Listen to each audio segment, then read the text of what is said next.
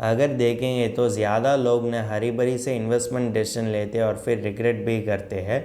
हम किसी भी इन्वेस्टमेंट डिसीजन लेने से पहले ये 3 सवाल के जवाब हमारा पास होना चाहिए, जिसके वजह से हमारा इन्वेस्टमेंट का प्रॉफिट बढ़ कर सकते हैं और रिस्क भी बहुत कम होते हैं। आज यह वीडियो में हम यह 3 सवाल की महत्व और उसके बारे में हम जानकारी लेते हैं। हेलो दोस्तों, welcome to holistic investment dot in YouTube channel. पहले सवाल होता है कि इन्वेस्टमेंट का रिस्क समझ लेना। अगर देखेंगे तो सक्सेसफुल इन्वेस्टमेंट अप्रोच का पहले कदम होते हैं कि रिस्क टॉलरेंस।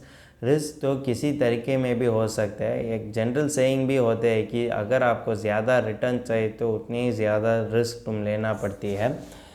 एक उदाहरण देखेंगे, इसे हमको समझ लेते हैं कि रिस्क किसी तरीके में हो सकता है। एक आदमी तो एक स्टॉक ब्रोकर के बात सुनते हुए यह फंड वो ऑप्शंस में इन्वेस्ट कर चुका है। एक शॉर्ट स्पैन में भी वो तो 70% ऑफ द इन्वेस्टमेंट का हार गया है। इसका कारण होते है कि सही जानकारी उसके पास नहीं है। एक एडवाइस टू इन्वेस्टर्स होते हैं कि हम किसी भी इन्वेस्टमेंट डिसीजन लेने से पहले तरो रिसर्च करने की ज़रूरत पड़ती है, जिसके वजह से हम अननेसेसरी लॉसेस को अवॉइड कर सकेंगे। यह दुनिया में आज हमको वेबसाइट से भी जानकारी मिलते हैं और कि यूट्यूब चैनल्स में भी जानकारी मिलते हैं और कि हम एक ट्रेनिंग कोर्सेज भी अटेंड कर सकते हैं फ्यू थाउजेंड रुपीज़ में। और अगर देखेंगे तो मेनी कंपनीज और कि मेनी इन्वेस्टमेंट एडवाइजर्स भी फ्री अवेयरनेस सेशन तो कंडक्ट कर रहे हैं, उसको भी हम पार्टिसिपेट करते हुए हमको in and outs of investing पर जानकारी मिलते हैं, जिसके वजह से हम सही इन्वेस्टमेंट डिसीजन लेने में एक कदम आगे चलते हैं। दूसरा सवाल होता है कि अगर आपके पास इन्वेस्टमेंट प्लान है, इन्वेस्टमेंट प्लान वजह से भी तुम प्लान कर सकते हैं कि किस में इन्वेस्ट करना और किस में इन्वेस्ट करने से हमको ज़्यादा उपलब्ध कर सकेंगे। अगर देखेंगे तो अगर आपने सभी दोस्तों के बात सुनते हुए एक इन्वेस्टमेंट में इन्वेस्ट किया तो उसका रिटर्न पर गारंटी नहीं है। अगर देखेंगे तो यह बात तो ज़रूरी पड़ती है कि एक पर्टिकुलर इन्वेस्टमेंट प्लान ने सभी इन्वेस्टर्स के लिए काम नहीं करते हैं, क्योंकि हर इन्वेस्टर के लिए अलग अलग गोल्स और नीड्स होते हैं फुलफ़िल करने में।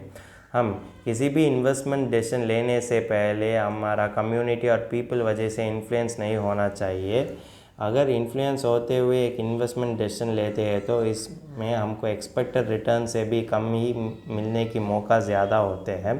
एक उदाहरण वजह से यह कॉन्सेप्ट को हम समझ लेते हैं। दोनों दोस्त होते हैं जो ने स्टॉक मार्केट में इन्वेस्ट किया है।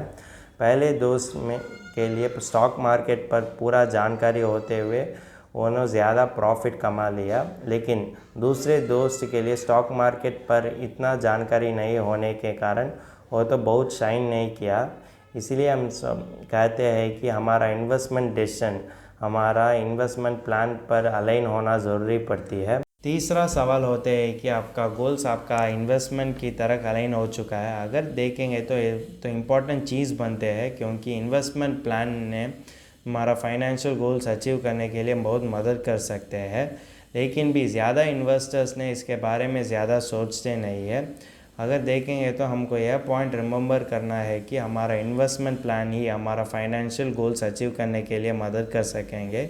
इसलिए तो हमारा इन्वेस्टमेंट प्लान चुनना बहुत ही आवश्यक पड़ती है।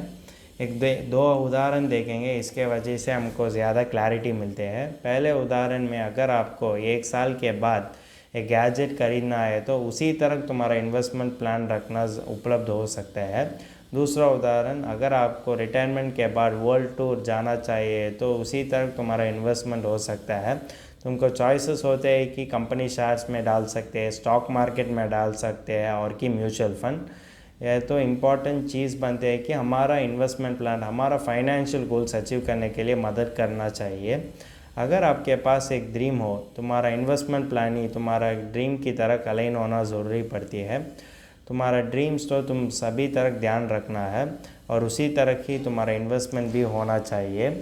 अगर देखेंगे तो तुम्हारा गोल्स और तुम्हारा परिवार को और गोल्स को तुम लिस्ट करते हुए तुम्हारा इन्वेस्टमेंट होना चाहिए, जिसके वजह से तुम्हारा इन्वेस्टमेंट तो फ्रूटफुल बन जाएगी।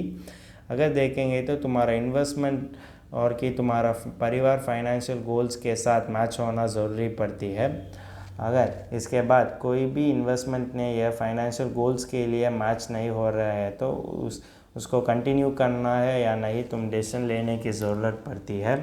अगर देखेंगे तो एनी ऑब्जेक्टिव तो नॉट कनेक्टेड विथ इन्वेस्टमेंट होते हैं, तो एक नए इन्वेस्टमेंट तुम्हारा फाइनेंशियल गोल्स अचीव करने के लिए तुम शुरू करने के बारे में तुम सोचना चाहिए। अगर आपको सही इन्वेस्टमेंट डिसीजन लेना चाहिए तो यह 3 सवाल की जवाब तुम्हारा पास होना चाहिए, जिसके वजह से तुम सही इन्वेस्टमेंट डिसीजन ले सकते हैं। अगर तुमको इस टॉपिक में और कोई अदर फाइनेंस और इन्वेस्टमेंट रिलेटेड टॉपिक में संदेह है तो हमारा फाइनेंशियल एक्सपर्ट के साथ अपॉइंटमेंट बुक कर सकता है। अपॉइंटमेंट का लिंक डिस्क्रिप्शन में दिया गया है।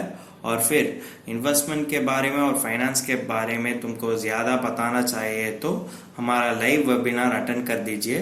वेबिनार का लिंक भी डिस्क्रिप्शन में दिया गया है। वेबिनार एब्सोल्युटली फ्री है।